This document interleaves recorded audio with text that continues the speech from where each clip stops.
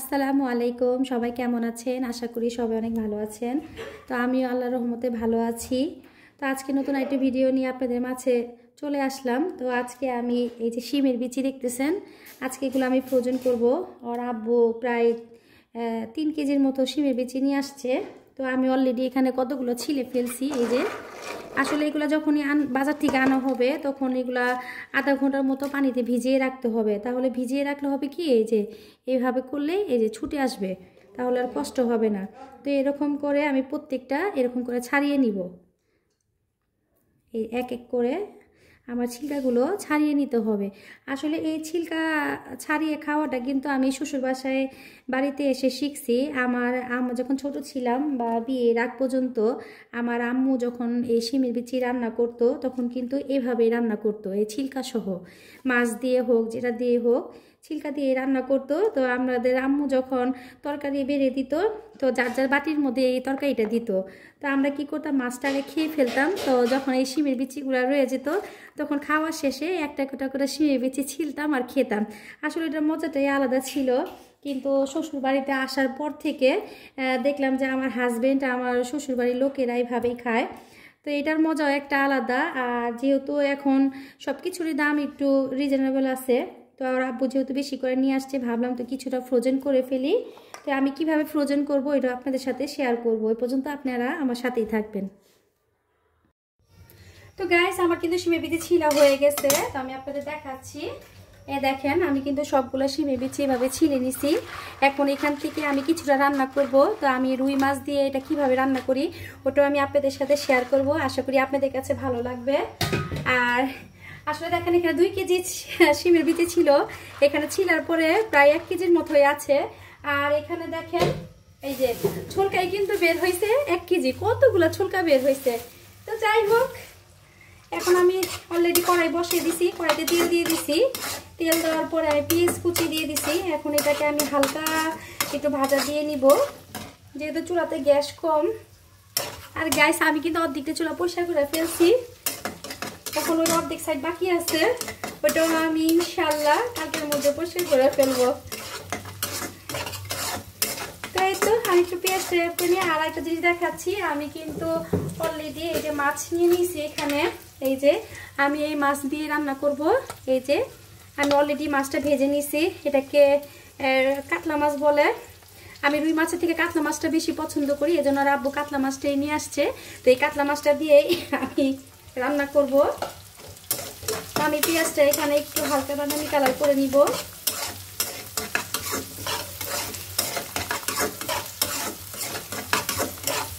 আপনারা অবশ্যই আমার ভিডিওটা দেখে বলবেন আপনাদের কাছে আমার ভিডিওটা কেমন লাগতেছে, আমাকে কমেন্টে জানাবেন। আপনাদের কমেন্টে পেলে আমি ভিডিও করার জন্য আরো উৎসাহিত হই। আর যদি আপনারা কমেন্টে না করেন তাহলে মনে হয় যেন আপনাদের কাছে ভিডিওটা ভালো লাগে না। ভালো লাগুক আর না লাগুক অবশ্যই আমাকে কমেন্টে জানাবেন আপনারা। আর গাইস, আপনারা আমাকে একটা সাজেস্ট করবেন। আমি এত ওষুধ খাচ্ছি কিন্তু আমার কাশি কমতেছে না। আমার কি করলে আমার কাশিটা কমবে? একবার যখন আমার কাশিটা উঠে আমার কাশি কিন্তু আর আমার নাম নেয় না। বেশিরভাগ কাশিটা আমার রাত্রে আসে, এখনো কিন্তু আমার অলরেডি কাশি আসতেছে। আমি কিন্তু মানে কি বলবো, আমার জানেনই তো সবকিছু আটকানো যায়, হাঁচি আর কাশি কিন্তু আটকানো যায় না। কাশি দিতে গেলে আমার মাথাটা পর্যন্ত ব্যথা করে। আমার মাইগ্রেশন দুটোটা একসাথেই আছে। আমার যখন মাথা ব্যথা উঠে কখনো দেখা যায় পিছে সাইড ব্যথা করতেছে, আবার কখনো দেখা যায় পুরো মাথা আর চোখ সহ ব্যথা করতেছে। তো এই তো আমার পেঁয়াজটা কিন্তু অলরেডি হালকা লাল করা হয়ে গেছে। এখন আমি এর মধ্যে দিয়ে দিব টমেটো। তো এই যে গাইস, আমি কিন্তু একটা বড় টমেটো লাল দেখে এরকম কুচি করে নিছি। আরেকটা জিনিস গাইস আমি আপনাদের বলতেছি, আপনারা হয়তো অনেকে ভাববেন যে আমি যে এইভাবে যে ফ্রিজে ফ্রোজেন করছিলাম তখন এটা কিন্তু শক্ত শক্ত হয়ে গেছিল। তো ওটাই তরকারিতে আমরা কিভাবে দিব, জাস্ট আমরা ফ্রিজ থেকে বের করব, কোনো দরকার নাই রেখে দেওয়ার যে নরম হলে পরে আমরা তরকারিতে দিব, ওটা কোনো প্রয়োজন নাই। আপনারা এই বরফটা সহ তরকারিতে এইভাবে ঢেলে দিবেন। এইভাবে ঢেলে দেওয়ার পরে যখন আমরা এইভাবে নাড়াচাড়া করব তখন কিন্তু এটা তেলের যে তাপটা, তেলের মধ্যে আগুনের তাপটা, এটা কিন্তু অলরেডি এইভাবে ম্যাশ হয়ে যাবে। দেখবেন আস্তে আস্তে 2-3 সেকেন্ড পরেই আপনার টমেটোটা একদম নরম হয়ে গেছে। এই যে এইভাবে করে দেখবেন আস্তে আস্তে যখন নরম হয়ে যাবে তখন আপনারা এইভাবে করে একটু ম্যাশ করে নেবেন। আর যদি কেউ চান যে না আমি এইভাবে দিব না, আমি লিকুইড করে দিব, তাহলে আপনারা যে ব্লেন্ড করে রাখবেন ওইটাও এখানে ইউজ করতে পারেন। এরকম চাকা সহ দিয়ে দিবেন, নাড়াচাড়া করলে দেখবেন অলরেডি কিন্তু হয়ে যাবে। তো আমি টমেটোটা এখানে ভেজে নিব, একটু ম্যাশ করে নিব। তো এই তো আমার টমেটোটা কিন্তু ম্যাশ করা হয়ে গেছে। এখন আমি দিয়ে দিব এখানে 2 থেকে 3 চামচ আদা রসুন। আসলে আদা রসুনটা কোনো পরিমাপ নাই, যে যেরকম ব্যবহার করে খেতে পারেন সে সেরকম দিবেন। তো আমি আদা রসুন বাটাটা এখানে প্রায় আড়াই চামচ দিয়ে দিচ্ছি। তো আমি এটাকে ভালো করে ভেজে নিব, যাতে আদা রসুনের যে একটা গন্ধ এটা যাতে তরকারি থেকে না আসে।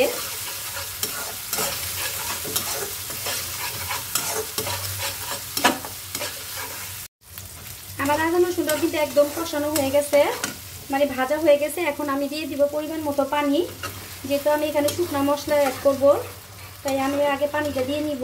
এই যে আমি পানিটা দিয়ে নিলাম। তো সবার আগে আমি লবণটা ব্যবহার করব পরিমাণ মতো, যেহেতু আমি মাছটা লবণ দিয়ে ভেজে রাখছি, এর জন্য আমি তরকারিতে লবণটা একটু বুঝে দিব। এটা একটু বেশি ঝোল হবে না, একটু মানে টানা টানা হবে, লস হবে তরকারিটা। আমি আমার প্রয়োজন মতো লবণ দিয়ে নিলাম। এখন আমি বাকি শুকনো মশলাগুলো এখানে দিয়ে দিব। আমি ফার্স্টে এখানে দিব পরিমাণ মতো হলুদ। আসলে আমি কোনো চামচের মেজারমেন্ট করে মশলা দেই না, আমি আমার চোখের আন্দাজে দেই, আইডিয়ার উপরে দেই যে আমার কতটুকু মশলা এখানে লাগবে। আপনারা যে যেরকম ঝাল খান, যে যেরকম মশলা খেতে পছন্দ করেন সে সেরকম দিয়ে নেবেন।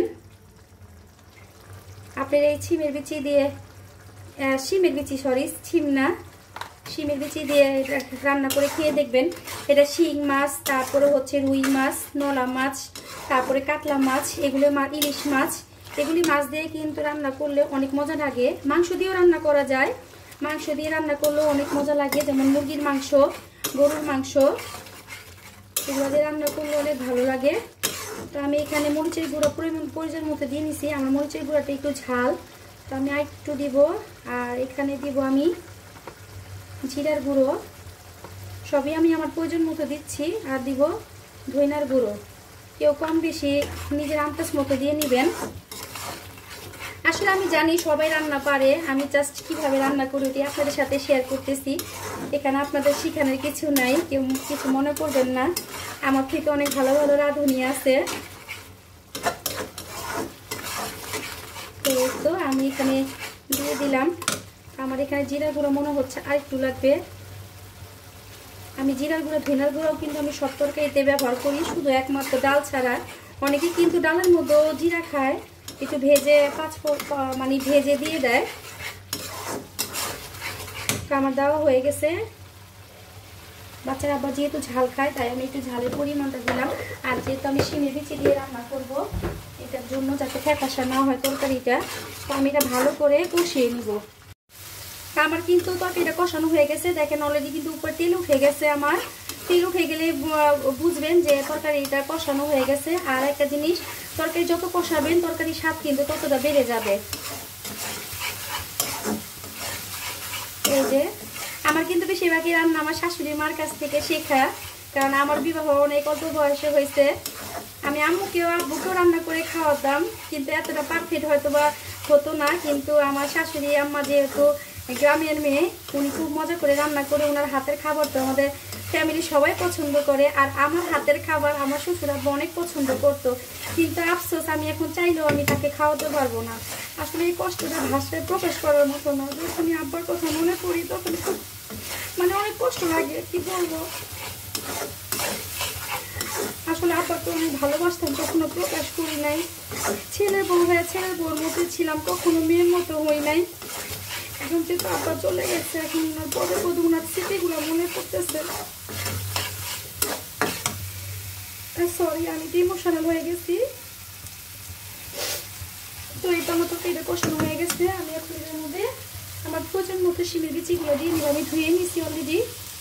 আমাদের ঘরে আসলে সবাই শিমের বিচি পছন্দ করে, সেই জন্য আমি এগুলো কিন্তু ফুলে যাবে, ফুলে কিন্তু দেখবেন এটা অনেক কি হয়ে গেছে। আমি এখন শিমের বিচিগুলো দিয়ে দেওয়ার পরে এটা ভালো করে আমি কষাই নিব, কারণ শিমের বিচির মধ্যে কিন্তু একটা গ্যাস থাকে, দেখবেন। তো শিমের বিচিটা ভালো করে কষাতে হবে যাতে ওই গ্যাসটা তরকারির মধ্যে না আসে।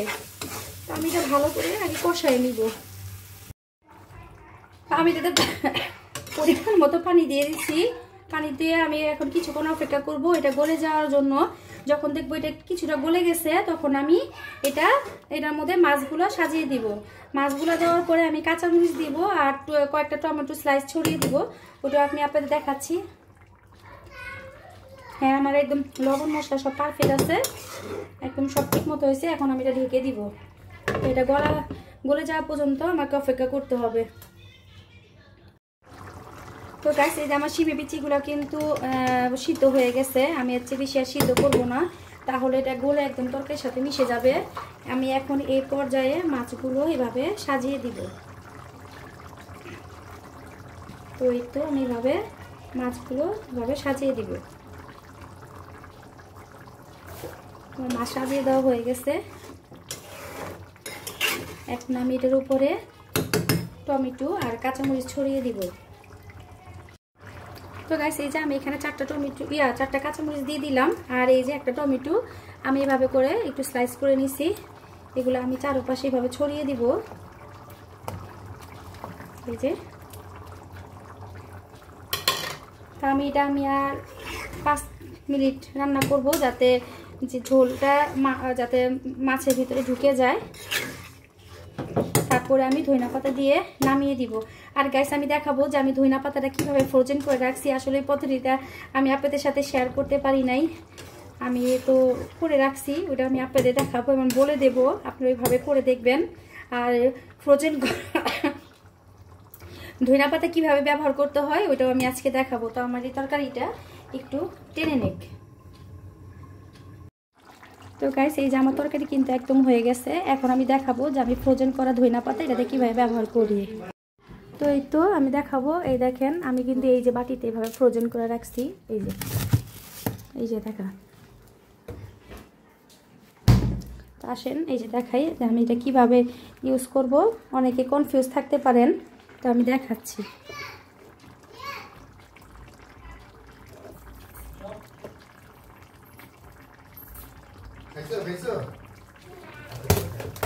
তো এই যে দেখেন, ডাইরেক্ট কিন্তু মুখটা খুলে, তো উপরেও আমি একটা টিস্যু দিয়ে রাখছি। আমার কিন্তু এমনি কিন্তু ধনিয়া পাতা আছে, তারপরও আমি আপনাদের দেখানোর জন্য এটা ব্যবহার করতেছি। দেখেন, এই যে জাস্ট এমনি করে এভাবে ছড়িয়ে দিব।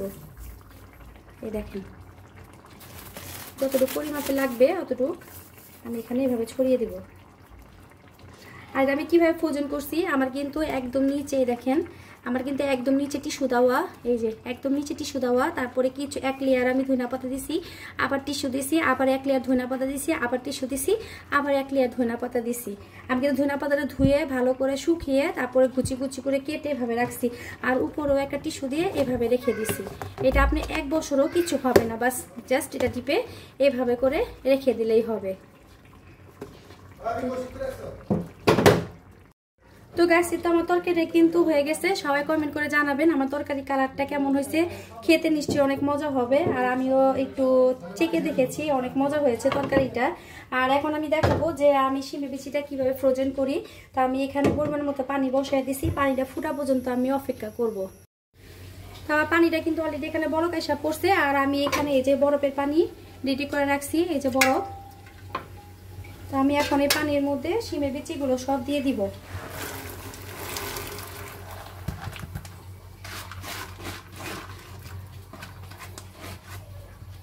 আমার সেই বিচিগুলো দেওয়া হয়ে গেছে। আমি জাস্ট 2 মিনিট এটা একটু সিদ্ধ করে নিব। 2 মিনিটের বেশি করব না, তাহলে তো অতিরিক্ত বেশি গলে যাবে। এটা 2 মিনিট সিদ্ধ হোক। আর গাইস, আমি একটা কথা বলতে ভুলে গেছি, আমি কিন্তু এই পানিতে কোনো প্রকার লবণ, তেল, হলুদ আমি কিছুই দেই নাই। অনেকে কিন্তু হলুদ দেন, লবণ দেন, তেল দেন, কিন্তু আমি কিছুই দেই নাই। তো আমি এগুলো না দিয়েও আমি পরবর্তীতে কিভাবে এটা ফ্রোজেন করবো এটা আমি আপনাদের সাথে শেয়ার করব। তো এই যে গাইস, আমার কিন্তু 2 মিনিট হয়ে গেছে। আমি আর বেশি আর এটাকে সিদ্ধ করব না। এখন আমি চুলাটা অফ করে দেব। আর এই যে বরফে পানি দেখতেছেন, এখন আমি এরকম একটা চামচ দিয়ে আমি এটা উঠায় এভাবে সরাসরি উঠাবো। পানিটা ঝরিয়ে নিব, ঝরিয়ে নিয়ে ডাইরেক্ট আমি এই বরফের পানিতে দিয়ে দিব। সবগুলো এইভাবে করে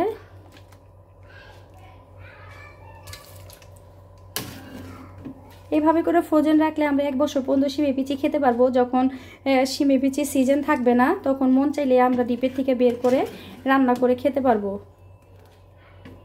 কারণ এগুলো কিন্তু সিজন ছাড়া পাওয়া যায় না, একমাত্র শীতকালে পাওয়া যায়। তো আমি এগুলো সবগুলো উঠিয়ে নিব। তো আমি বরফের পানিটার মধ্যে কিছুক্ষণ ভিজায় রাখবো, যাতে এটা যে সিদ্ধ হওয়ার যে প্রসেসটা ওটা যাতে বন্ধ হয়ে যায়। এটাই ভাবে হালকা সিদ্ধ করে রাখার একটাই কারণ হচ্ছে, এই দেখেন আমি একদিন এটা কিন্তু ছিলকা সহ ফ্রিজে রেখেছিলাম, এটার জন্য এটা গেরা বের হয়ে গেছে এই যে। আর এইভাবে রাখলে কিন্তু এই গেরাটা আর কখনো বের হবে না। এটা যেভাবে রাখবেন সেভাবে বছর পর্যন্ত থাকবে। তো এটা আমার অত্যন্ত 2 থেকে 3 মিনিট আমি ঠান্ডা পানিতে চুবিয়ে রাখবো, তারপর এটা আবার আমি জালিতে ছেঁকে নিব। তো গাইস এই তো আমি কিন্তু পানিগুলো ঝরাই নিছি। এখন আমি কি করব, এই যে আমার এটা অলরেডি একদমই ঠান্ডা হয়ে গেছে, আমার পানিগুলো ঝরে গেছে একদম। এখন আমি যদি এইভাবে ফ্রিজে রেখে দিই তাহলে কিন্তু বরফ হয়ে একটা একটার সাথে লেগে যাবে। আর এটা ছড়ায় ফ্রিজে রাখারও কোনো অপশন নাই, কারণ এটা মানে না রাখাটাই বেটার। তো আমি এখানে কিছু পরিমাণ সয়াবিন তেল নিয়ে নিব। সয়াবিন তেল দিয়ে আমি এটার গায়ে এইভাবে করে সয়াবিন তেল মাখিয়ে নিব, তাহলে যখন আমি ডিপে ফ্রোজেন করব তখন এটা এইভাবে ঝরঝরা থাকবে, একটার গায়ে আরেকটা লেগে যাবে না। আর একটু তেল দিব, আমি পরিমাণ মতো তেল দিব, প্রায় 1 টেবিল চামচের মতো আমি তেল দিছি এখানে। তো ভালো করে আমি খেয়ে নিব। আপনারা অবশ্যই চেষ্টা করবেন যখনই বাজার থেকে শিমের বিচিটা কিনে নিয়ে আসবেন সেদিনই শিমের বিচিটাকে ফ্রোজেন করার চেষ্টা করবেন, কারণ একদিন রেখে দিলে হয় কি দেখেন এই যে এরকম গেরা বের হয়ে যায়, মনে হচ্ছে কি পোকা। এই দেখেন আমি সময়ের অভাবে আমি একদিন রেখে দিয়েছিলাম, যার কারণে আমার এরকম হয়েছে। তো আপনারা এইভাবে রেখে দিবেন, এভাবে করে নগদে একদম ছিলে ফ্রোজেন করে রেখে দিবেন। তো আমি এখন এটাকে এই তো আমার মাখানো হয়ে গেছে। এখন আমি এটা এই যে আমার ঘরেই পলি ব্যাগ আছে, আমি আমার ঘরের পলি ব্যাগই ব্যবহার করব। আমার কোনো ফর্মালিটির দরকার নাই যে আমি জিপলক ব্যাগে দেখাবো, কারণ আমার জিপলক ব্যাগ বাসায় নাই, আর সবার বাসাতে জিপলক ব্যাগ থাকে না, সবার বাসাতেই কিন্তু এটা অ্যাভেলেবেল থাকে, তাই আমি এই ব্যাগেই ফ্রোজেন করে রাখবো। তো গাইস এই তো আমি 2 ভাগে রাখবো। এটা আমার যতটুকুর প্রয়োজন, আমি একদিন যতটুকু রান্না করব ততটুকু আমি ফ্রোজেন করে রাখবো। এভাবে করে আমি অর্ধেক করে রাখবো। তো অর্ধেক এটাতে রেখে দিলাম, আর অর্ধেক আমি এটাতে রেখে দিব। এভাবে করে সবগুলো, এটা যদি আমি নগদে ছিলকাগুলো ছিলে আমি ফ্রোজেন করে রাখতাম তাহলে আর এরকম গেরা নাকি কি বলে এটাকে আমি সঠিক বলতে পারি না, কেউ এক একজন এক এক নামে ডাকে। তো এই তো আসলে এটাতে একটু বেশি, এটাতে একটু কম হয়েছে, আমি সমান সমান করে রাখি। তো এটা একটা জিনিস খেয়াল রাখতে হবে, আমি যখন এটা ফ্রোজেন করব এটার ভিতরে যাতে কোনো প্রকারের বাতাস না থাকে। আর এটা চেষ্টা করবেন এইভাবে চ্যাপটা করে রাখার জন্য, তাহলে হবে কি আপনি ফ্রিজের যে স্পেসটা ওটা বেশি খাবে না। ওটা যে কোনো একটা চিপা দিয়ে আপনি এভাবে রেখে দিতে পারবেন। এইভাবে এই একটা, তারপরে আবার এই একটাকেও আমি এইভাবে করে রেখে দেওয়ার চেষ্টা করব। আর যাদের কাছে চিকন রাবার ব্যান্ড আছে ওরা কি করবেন, এই পাশে একটা রাবার ব্যান্ড এই পাশে একটা রাবার ব্যান্ড লাগিয়ে এভাবে টিপে রেখে দিবেন, তাহলেই আপনাদের এটা খুলে যাওয়ার সম্ভাবনা থাকবে না। আমার কাছে এখন রাবার ব্যান্ড পাচ্ছি না, আমি কোথায় রেখেছি, তো আমি এইভাবে এটাকে ফ্রোজেন করে রেখে দেব। তো যাই হোক এই তো আপনাদেরকে দেখালাম, তো আমি এটা ডিপে রেখে দেব। তো আজকের মতো একটু ভিডিও আপনাদের সাথে শেয়ার করলাম, আর রান্নাটাও শেয়ার করলাম যে শিমের বিচি কীভাবে ফ্রোজেন করতে হয় আর শিমের বিচিটা কীভাবে রান্না করতে হয়, দুটোটাই আমি আপনাদের সাথে শেয়ার করলাম। যদি আমার ভিডিওটা আপনাদের কাছে ভালো লাগে তো অবশ্যই লাইক দিবেন, শেয়ার করবেন, এবং অবশ্যই কিন্তু সাবস্ক্রাইব করতে ভুলবেন না। আপনাদের সাবস্ক্রাইব আর ভালোবাসা পেলে কিন্তু আমি ধীরে ধীরে এগিয়ে যাব। তো আজকের মতো এখানে বিদায় নিচ্ছি। আল্লাহ হাফেজ, আসসালামু আলাইকুম।